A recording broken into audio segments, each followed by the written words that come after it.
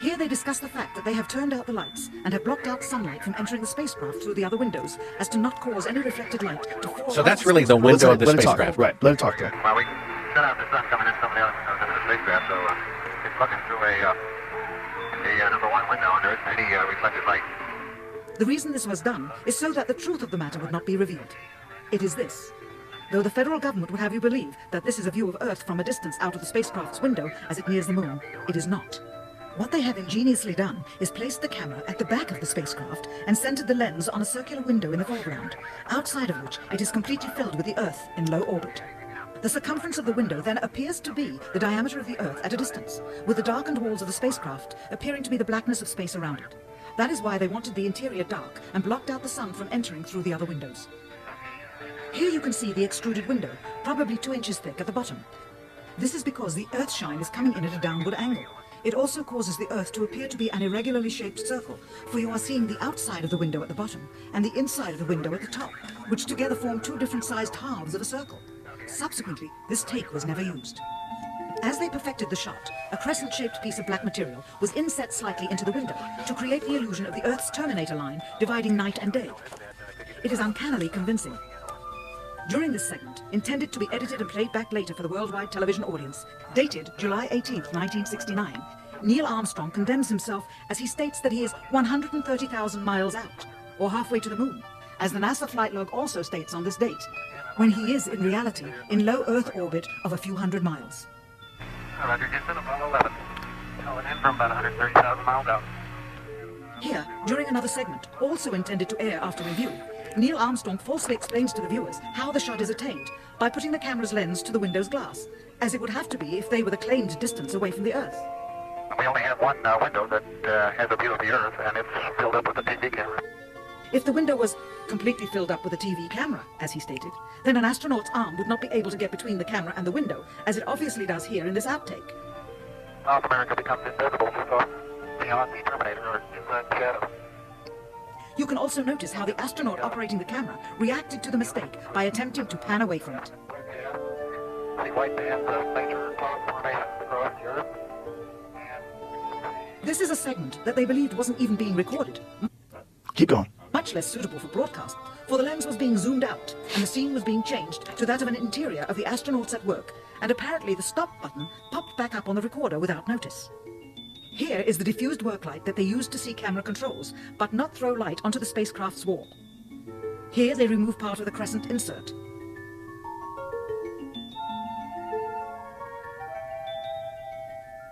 Finally, the iris is opened up, and you can see the real location of the camera, and the very bright and near Earth out the window.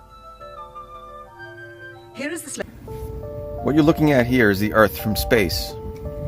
Real footage taken on real film out of the Apollo 11 command module window.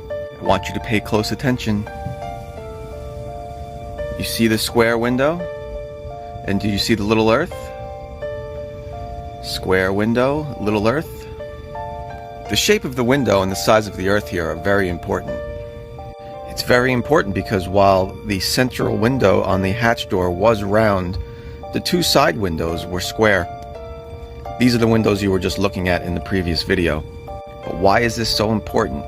It's important because Bart Sibrel's documentary, A Funny Thing Happened on the Way to the Moon, was lying to you. They were lying to you by telling you they were using this window to shape a big Earth to make it look tiny and round. We know he was lying to you because I just showed you footage he left out of his movie on purpose, showing a tiny Earth outside of a square window. Clearly, they were not manipulating the size of the Earth through that square window. Here's his lying footage. It is this. Though the federal government would have you believe that this is a view of Earth from a distance out of the spacecraft's window as it nears the moon, it is not. What they have ingeniously done is placed the camera at the back of the spacecraft and centered the lens on a circular window in the foreground, outside of which it is completely filled with the Earth in low orbit. The circumference of the window then appears to be the diameter of the Earth at a distance, with the darkened walls of the spacecraft appearing to be the blackness of space around it. That is why they wanted the interior dark. So let's start with asking ourselves why he cut this footage out of his movie, and then told you a story about a round window, when clearly there's a square window and a tiny Earth.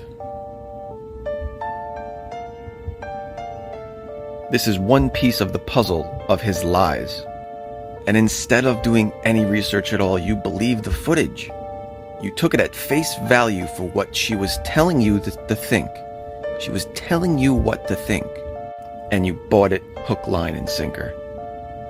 Well, the camera's at the back of the spacecraft, Right. and that's the circular window, and it's filled with the Earth. Right. If they were halfway to the moon and the Earth was at the window, the Earth would be a tiny dot. It wouldn't be that out small. window. No, I but mean, it wouldn't. But stop. It wouldn't be that small because the moon's not that small. You got to think about how big the moon is. Okay, and the moon is 1/4 the size of Earth. Think about how close the moon is. So the moon is a big ass fucking thing, right? So let me ask you this, Joe.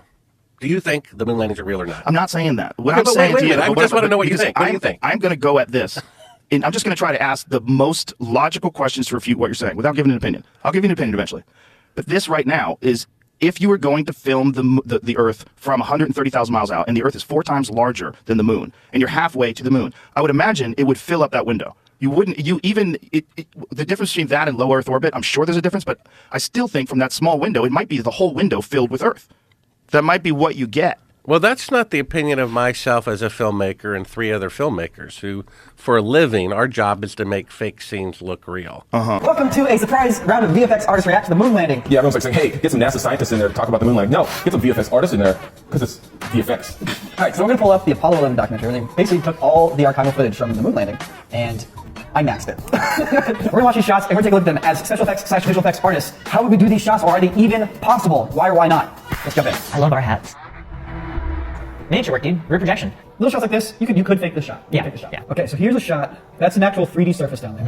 You might say, well, what if we built a miniature? So when you're filming stuff in miniature, there's a very, very shallow depth of field. If it's a small object and you're using a normal sized camera, basically you get extreme depth of field. Things become out of focus very quickly. And it's hard to compensate with that. The only way to do that is to stop down to an extreme level like an f/22 and then blast it with something brighter than the sun. Let's let people see how long the shot goes on for. This shot is still going. Whoa, okay. It just got way more impossible. There's no lights in the ceiling. So if you built this whole thing in miniature, your camera's this big, you're looking like at least a football field sized stage. This would have to be built indoors too, by the way, because it's all shaded. The sky's black. There's no blue spill. This is all lit from a single light source. Dude, space lasers. The ceiling would have to be so high, and the light would have to be so bright to cover this entire area in an even wash of light. Because otherwise, you're gonna have a hot spot, whichever is closest to the light. Well, that's the other thing is that, like, in order to actually evenly light a whole bunch of stuff, it would just be too soft. You wouldn't have any sharp shadows like you see on the moon. And when you do get the sharp shadows, they're going to be at angles. They're never going to quite get parallel unless you literally throw millions of miles into the mix. Yeah. And so we all conclude that that's the window that they have made a mock-up of a 1-foot model to pretend. But is there to an be image halfway of to that the moon. mock-up? I never saw a mock-up. I didn't. There's all Well, you saw see them is- fiddle around in the window. You right definitely at see the them end. fiddle around in the And window. the camera, they lied about the camera being up against the glass. The camera is obviously at the back of the spacecraft to create that Well, they illusion. said they said the window is filled with the camera. That's what they said. But it's not. It's at the very back of the spacecraft. The lights come up on the part they didn't intend on showing, and the camera has been at the back of the spacecraft all the time. Right. They had to lie. If they really were halfway to the moon, the only way they could film this shot would be to put the lens at the glass of the window. But it's a fake shot. And part of the faking is the camera is really at the back of the spacecraft. All the lights are off. Part of the Earth is outside of a circular window, and it looks cleverly like the Earth floating in space, but that's really the window from Earth orbit. Jamie, go ahead. In the video, it says that this line here, which is like the Terminator line, correct? Yeah. So It's that created with tape. No, Well, they that- got transparency or something. that's like, I don't know, some sort of crescent insert they put into the window to make it look like the Terminator line between night and day. I think it looks very The good. video said tape multiple times, and then said they removed the tape. Could have been a transparency, I suppose, but that line is very. That's a very nice gradient, which was what it would look like if it was like the sunset, not tape, or have to be hard set. Well, I mean, to just a go circle. back to the segment with the little yellow circle around the window, and you can see they're fiddling around with the window. yeah. But Sibrel would have you believe Apollo astronauts faked the Earth shots, because this bright light out of the window proves the Earth is much closer than they were saying.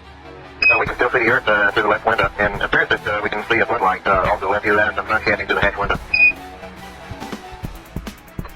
It's a floodlight. Now we're coming in. Can't quite make out who that. He also told you a story about how these shadows are really a felt screen being put in place to fabricate a small Earth. But when we watch the entire footage, we see it's Michael Collins' neck and head. Let's watch as the lights come up.